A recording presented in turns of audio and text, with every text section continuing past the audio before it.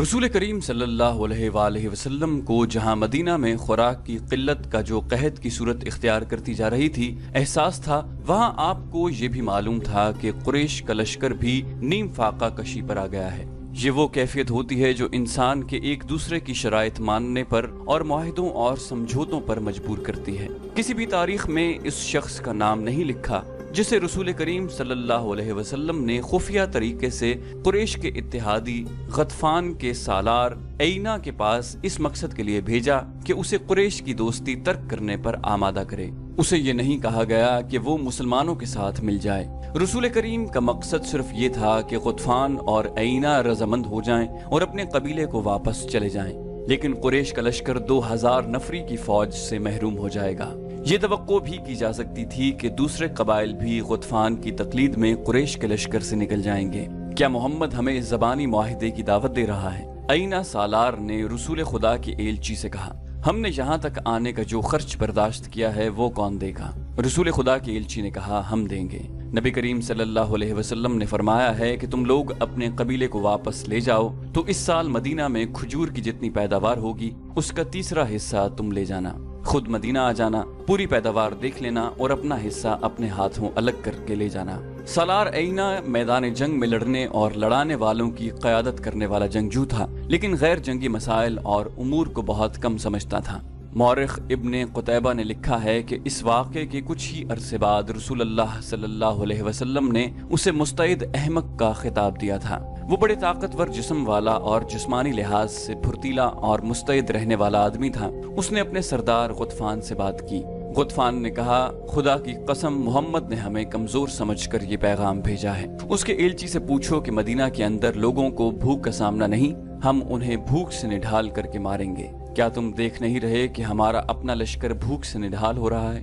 سالار عینہ نے کہا، مدینہ والے اپنے گھروں میں بیٹھے ہیں، ہم اپنے گھروں سے بہت دور آ گئے ہیں۔ کیا لشکر میں تم بے اطمینانی نہیں دیکھ رہے؟ کیا تم نے دیکھا نہیں کہ ہماری کمانوں سے نکلے ہوئے تیر اب اتنی دور تک نہیں جاتے جتنی دور اس وقت جاتے تھے جب تیر اندازوں کو پیٹ بھر کر کھانا ملتا تھا؟ ان کے بازوؤں میں کمانیں کھینچنے کی طاقت نہیں رہی۔ کیا اس کا فیصلہ تم کرو گے کہ ہمیں محمد کو کیا جواب دینا چاہیے؟ غطفان نے پوچھا، یا میں فیصلہ کروں گا جو قبیلے کا سردار ہوں؟ خدا کی قسم میدان جنگ میں جو فیصلہ میں کر سکتا ہوں وہ تم نہیں کر سکتے، سالار عینہ نے کہا، اور میدان جنگ سے باہر جو فیصلہ تم کر سکتے ہو وہ فیصلہ میری عقل نہیں کر سکتی۔ میری عقل تلوار کے ساتھ چلتی ہے، مگر یہاں میری فوج کی تلواریں اور برچھیاں اور ہمارے تیر مایوس ہو گئے ہیں۔ ہم خندق کے پار نہیں جا سکتے، ہمیں محمد کی بات مان لینی چاہیے۔ اور انہوں نے رسول کریم صلی اللہ علیہ وسلم کی بات مان لی۔ ایلچی امید افزا جواب لے کر آ گیا۔ اسے قریش کا کوئی آدمی نہیں دیکھ سکا تھا،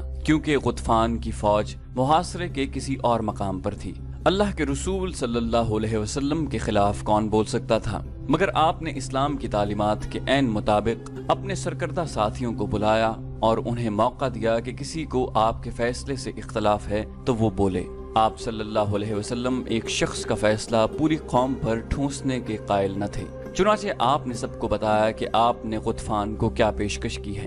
یہاں امت کو مشورے کی اہمیت سکھائی گئی ہے۔ چند پرجوش آوازیں اٹھیں، نہیں، ہماری تلواریں جن کے خون کی پیاسی ہیں، خدا کی قسم ہم انہیں اپنی زمین کی پیداوار کا ایک دانہ بھی نہ دیں گے۔ جنگ تو ہوئی نہیں، ہم لڑے بغیر کیوں ظاہر کریں کہ ہم لڑ نہیں سکتے؟ اس کی تائید میں کچھ آوازیں اٹھیں۔ ایسی دلیلیں دی گئیں جنہیں رسول اللہ صلی اللہ علیہ وسلم نے اس لیے قبول فرما لیا کہ یہ اکثریت کی آواز تھی۔ آپ صلی اللہ علیہ وسلم نے اپنے ایلچی کو دوبارہ غطفان اور عینہ کے پاس نہ بھیجا، لیکن آپ نے سب پر واضح کر دیا کہ تدبر اور حکمت عملی کے بغیر محاصرہ نہیں توڑا جا سکے گا۔ خدا حق پرستوں کے ساتھ تھا۔ رسول کریم صلی اللہ علیہ وسلم نے اپنے اللہ سے مدد مانگی جو ایک انسان کے روپ میں آپ کے سامنے آ گئی تھی۔ یہ تھے نعیم بن مسعود رضی اللہ عنہ۔ ان کا تعلق غطفان کے قبیلے سے تھا۔ نعیم رضی اللہ عنہ سرکردہ شخصیت تھے۔ خدا نے انہیں غیر معمولی دماغ عطا کیا تھا۔ 3 اہم قبیلوں قریش، غطفان اور بنو قریظہ پر ان کا اثر و رسوخ تھا۔ ایک روز نعیم رضی اللہ عنہ جو کہ قبیلہ غطفان میں تھے، مدینہ میں رسول خدا صلی اللہ علیہ وسلم کے سامنے آ کھڑے ہوئے۔ خدا کی قسم تو قبیلے کا غیر ہے۔ رسول اللہ صلی اللہ علیہ وسلم نے فرمایا، تو ہم میں سے نہیں، تو یہاں کیسے آ گیا؟ نعیم رضی اللہ عنہ نے کہا، میں آپ میں سے ہوں، مدینہ میں گواہ موجود ہیں۔ میں نے درپردہ اسلام قبول کر لیا ہے۔ اپنے قبیلے کے ساتھ اسی مقصد کے لیے آیا تھا کہ آپ کے حضور حاضر ہو جاؤں، مگر موقع نہ ملا۔ پتہ چلا کہ آپ نے میرے قبیلے کے سردار اور سالار کو قریش سے دوستی ترک کر کے واپس چلے جانے کا پیغام بھیجا تھا، اور آپ صلی اللہ علیہ وسلم نے اس کا معاوضہ بھی بتا دیا تھا، لیکن آپ نے بات کو مزید آگے نہ بڑھایا۔ رسول خدا صلی اللہ علیہ وآلہ وسلم نے پوچھا، اللہ کی تجھ پر رحمت ہو، کیا تو بات کو آگے بڑھانے آیا ہے؟ نعیم رضی اللہ عنہ نے جواب دیا، نہیں میرے اللہ کے سچے نبی صلی اللہ علیہ وسلم، مجھے آپ ہی کے قدموں میں آنا تھا۔ اہل مدینہ پر مشکل کا وقت آن پڑا ہے، میں اپنی جان لے کر حاضر ہوا ہوں۔ یہ حضور صلی اللہ علیہ وسلم اور اسلام کے شہدائیوں کے جس کام آ سکتی ہے، حضور کے قدموں میں پیش کرتا ہوں۔ اپنے لشکر میں سے چھپ چھپا کر نکلا ہوں۔ خندق میں اتر تو گیا، لیکن سنتریوں کی موجودگی میں اوپر آنا خودکشی کے برابر تھا۔ اوپر چڑھنا ویسے بھی محال تھا۔ بڑی مشکل پیش آئی۔ خدا سے آپ کے نام پر التجا کی، گڑ گڑا کر دعا مانگی۔ اللہ نے کرم کیا، سنتری آگے چلے گئے اور میں خندق پر چڑھایا۔ رسول اکرم صلی اللہ علیہ وسلم کو نعیم رضی اللہ عنہ کے متعلق بتایا گیا کہ یہ کس حیثیت کا شخص ہے۔ رسول کریم نے ان کے ساتھ دو چار باتیں کی تو آپ کو اندازہ ہو گیا کہ نعیم رضی اللہ عنہ اونچی سطح اور عقل کے انسان ہیں۔ آپ نے نعیم رضی اللہ عنہ کو بتایا کہ محاصرے نے جو حالات پیدا کر دیے ہیں، ان سے نکلنے کے لیے ضروری ہو گیا ہے کہ قریش کے لشکر میں جو مختلف قبائل شامل ہیں انہیں قریش سے بدظن کیا جائے۔ اس کا طریقہ یہ ہے کہ 2-3 قبائل کے ساتھ خفیہ معاہدے کر لیے جائیں۔ نعیم رضی اللہ عنہ نے کہا، یا رسول اللہ، اگر میں یہ کام اپنے طریقے سے کر دوں تو کیا حضور صلی اللہ علیہ وسلم مجھ پر اعتماد کریں گے؟ رسول اللہ نے فرمایا، تجھ پر اللہ کی رحمت ہو نعیم، میں تجھے اور تیرے نیک ارادوں کو اللہ کے سپرد کرتا ہوں، میں واپس اپنے قبیلے میں چلا جاؤں گا۔ نعیم نے کہا، لیکن یہ نہیں بتاؤں گا کہ میں مدینہ میں آیا تھا، یہاں سے میں کعب بن اسد کے پاس جا رہا ہوں، میرے اللہ کے رسول میری کامیابی کے لیے دعا فرمائیں۔ مدینہ میں رات کو پہرے بڑے سخت تھے، پیچھے کی طرف خندق نہیں تھی، ادھر پہاڑیوں نے قدرتی دفاع مہیا کر رکھا تھا، ادھر پہرے داروں اور گشتی سنتریوں کی تعداد زیادہ رکھی گئی تھی، اور شہر کے کسی آدمی کا بھی ادھر جانا بڑا مشکل تھا۔ رسول اکرم نے نعیم کے ساتھ اپنا ایک آدمی بھیج دیا تھا تاکہ کوئی سنتری انہیں روک نہ لے۔ یہ آدمی نعیم رضی اللہ عنہ کو مدینہ کے ساتھ باہر تک چھوڑ کر واپس آ گیا۔ رات کا پہلا پہر تھا جب نعیم رضی اللہ عنہ بنو قریظہ کی بستی میں کعب بن اسد کے دروازے پر پہنچے۔ دروازہ غلام نے کھولا۔ تم مجھے اچھی طرح جانتے ہو نا کعب؟ نعیم نے پوچھا۔ نعیم بن مسعود کو کون نہیں جانتا؟ کعب نے کہا، غطفان کے قبیلے کو تجھ جیسے سردار پر بہت فخر ہوگا۔ کہو نعیم، رات کے اس پہر میں تمہاری کیا خدمت کر سکتا ہوں؟ میں نے 10 دنوں کی مہلت مانگی تھی، ابھی تو 6-7 روز گزر گئے ہیں۔ میں نے مسلمانوں پر شب خون مارنے کے لیے آدمی تیار کر لیے ہیں، کیا تم یہی معلوم کرنے آئے ہو؟ نعیم رضی اللہ عنہ نے کہا، میں اسی سلسلے میں آیا ہوں۔ تم بے وقوف ہو کعب، تم نے قریش کے ساتھ کس بھروسے پر معاہدہ کر لیا ہے؟ مجھ سے نہ پوچھنا کہ میرے دل میں تمہاری ہمدردی کیوں پیدا ہوئی۔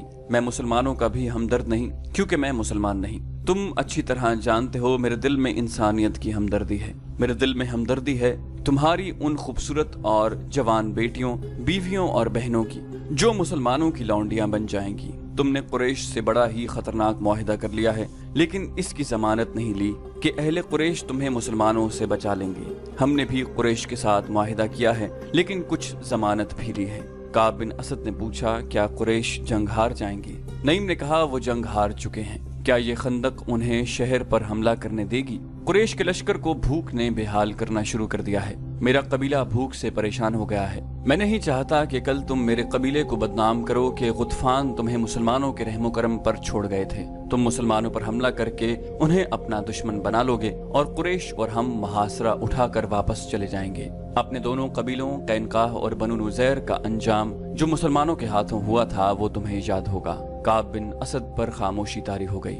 میں جانتا ہوں کہ تم نے قریش سے کتنی اجرت لی ہے، نعیم نے کہا، لیکن یہ خزانہ جو تم ان سے لے رہے ہو، یہ خوبصورت لڑکیاں جو ہوئی بن اخطب نے تمہارے پاس بھیجی ہیں، یہ سب مسلمانوں کی ملکیت ہو جائے گی اور تمہارا سر تمہارے تن سے جدا ہو جائے گا۔ تو کیا میں قریش سے معاہدہ توڑ دوں؟ کعب نے پوچھا۔ معاہدہ نہ توڑو، نعیم نے کہا، انہیں ابھی ناراض نہ کرو، لیکن اپنی حفاظت کی ان سے ضمانت لو۔ عرب کے رواج کے مطابق انہیں کہو کہ ان کے اونچے خاندانوں کے کچھ آدمی تمہیں یرغمال کے طور پر دے دیں۔ اگر انہوں نے اپنے چند ایک معزز اور سرکردہ آدمی دے دیے تو یہ ثبوت ہوگا کہ وہ معاہدے میں مخلص ہیں۔ काब बिन असद ने कहा, ठीक है नईम, मैं उनसे यरगमाल में आदमी मांगूंगा। नईम बिन मसूद रात के वक्त पहाड़ियों में चले जा रहे थे। उनकी मंजिल कुरैश की खैमागाह थी जो कई मील दूर थी। सीधा रास्ता छोटा था लेकिन रास्ते में खंदक थी। वो बड़ी दूर का चक्कर काट कर जा रहे थे। वो गुज़श्ता रात से मुसलसल चल रहे थे, मगर छुप छुप कर चलने और आम सफर में बहुत फर्क था। नईम रज़ियल्लाहु अन्हु जब अबू सुफियान के पास पहुंचे तो एक और रात शुरू हो चुकी थी। उस वक्त उनकी हड्डियां भी दुख रही थीं और उनकी जबान सूख गई थी। एक ही बार बेतहाशा पानी पीकर वो बोलने के काबिल हुए। अबू सुफियान नईम की दानिशमंदी और तदब्बुर से मुतासिर था। तुम्हारी हालत बता रही है कि तुम अपने लश्कर में से नहीं आए। अबू सुफियान ने नईम से पूछा, कहाँ से आ रहे हो? नईम बिन मसूद ने जवाब दिया, बहुत दूर से, जासूसी की एक मुहिम से आ रहा हूँ। तुम लोग बनु कुरैजा के साथ मुआहिदा कर आए हो। क्या तुम भूल गए थे कि यहूदियों को हमारे साथ जो दिलचस्पी है वो सिर्फ इसलिए है कि वो इस्लाम को हमारे हाथों यहीं पर खत्म करा देना चाहते हैं। मैं बनु कुरैजा के 2 दोस्तों से मिल आया हूँ और मुझे मदीना का भी एक पुराना दोस्त मिल गया है। मुझे पता चला है कि काब बिन असद ने मोहम्मद का साथ नहीं छोड़ा, बल्कि काब ने मुसलमानों को खुश करने का एक नया तरीका सोचा है। तुमने उसे कहा कि वो मदीना में मुसलमानों पर हमला करे। वो अब तुमसे कुरैश के सरकर्दा खानदानों के चंद अफराद यरगमाल में जमानत के तौर पर रखने के लिए मांगेगा, मगर उन्हें वो मुसलमानों के हवाले कर देगा और मुसलमान इन अफराद को कत्ल कर देंगे। फिर यहूदी मुसलमानों के साथ मिल जाएंगे और दोनों हम पर हमला कर देंगे। मैं तुम्हें खबरदार करने आया हूँ कि यहूदियों को यरगमाल में अपना एक आदमी भी न देना। खुदा की कसम नईम, अबू सुफियान ने कहा, अगर तुम्हारी ये बात सच निकली तो मैं बनु कुरैजा की बस्तियां उजाड़ दूंगा। काब बिन असद की लाश को मैं अपने घोड़े के पीछे बांधकर घसीटता हुआ मक्का ले जाऊंगा। उसने क्या सोचकर हमें धोखा देने की कोशिश की है? उसकी सोच पर आपने शराब और हसीन लड़कियों का तिलिस्म तारी कर दिया है। नईम बिन मसूद ने कहा, क्या शराब और औरत किसी के दिल में खुलूस और दयानतदारी रहने देती है? उसे शराब और औरत किसने दी? अबू सुफियान ने कहा, क्या बदबख्त काब इतनी सी बात न समझ सका कि मैंने उसके साथ जो मुआहिदा किया है उसमें उसकी कौम और उसके मजहब का तहफ्फुज है। अगर मोहम्मद का मजहब इसी तरह फैलता चला गया तो यहूदियत खत्म हो जाएगी। नईम ने कहा, तुम यहूदियों को अभी तक नहीं समझ सके। वो अपने दुश्मन पर भी जाहिर नहीं होने देते कि वो उसके दुश्मन हैं। हुई बिन अख्तब भी यहूदी है। उसने तुम्हारी तरफ से काब को शराब का निस्फ मटका और 2 निहायत हसीन लड़कियां दी हैं। मैं जब काब से मिला तो वो शराब में बदमस्त था और दोनों लड़कियां नीम बरहना हालत में उसके पास थीं। उसने बदमस्ती के आलम में मुझे कहा कि वो अहले कुरैश को उंगलियों पर नचा रहा है। अबू सुफियान ने तलवार के दस्ते पर हाथ मारकर कहा, नईम, मैं मदीना से महासरा उठाकर बनु कुरैजा की नस्ल खत्म कर दूंगा। उसकी ये जुर्रत के कबीला कुरैश के सरकर्दा चंद अफराद को जमानत के तौर पर यरगमाल बनाकर रखना चाहता है। तुम्हें इतना नहीं भड़कना चाहिए अबू सुफियान, नईम ने कहा। ठंडे दिल से सोचो और फैसला करो कि काब को तुम एक भी आदमी यरगमाल नहीं दोगे। मैं फैसला कर चुका हूँ, अबू सुफियान ने कहा। क्या तुम अहले मदीना की कोई खबर दे सकते हो? वो किस हाल में है? वो कब तक भूख बर्दाश्त कर सकते हैं? नईम बिन मसूद को अबू सुफियान के पांव उखाड़ने का मौका मिल गया था।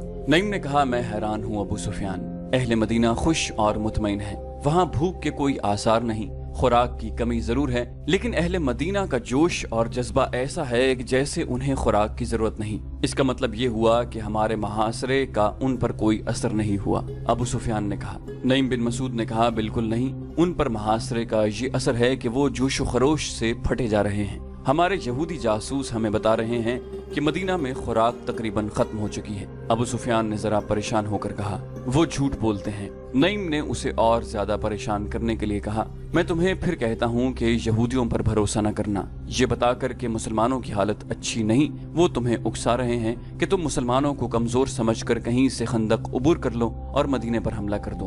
वो अहले कुरैश और मेरे कबीले गुतफान को मुसलमानों के हाथों तबाह कराना चाहते हैं। अबू सुफियान ने कहा और अपने गुलामों को आवाज दी, मैं उनकी नीयत मालूम कर लेता हूँ, अक्रिमा और खालिद को बुलाओ।